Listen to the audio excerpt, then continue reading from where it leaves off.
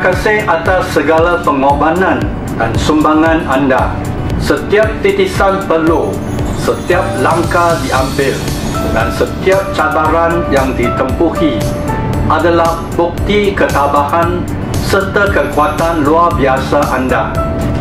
Sebagai Ketua Menteri Pulau Pinang, saya komited untuk terus menyokong usaha pemerkasaan wanita melalui pelbagai inisiatif dan program bermanfaat.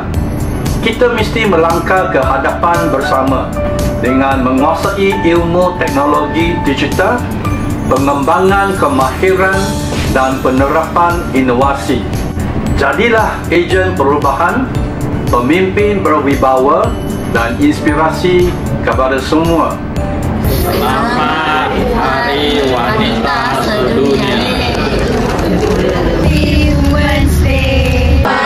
Hari Wanita Sedunia. Hari Wanita Sedunia. Selamat Hari Wanita Sedunia. Selamat Hari Wanita Sedunia. Selamat Hari Wanita Sedunia 2025.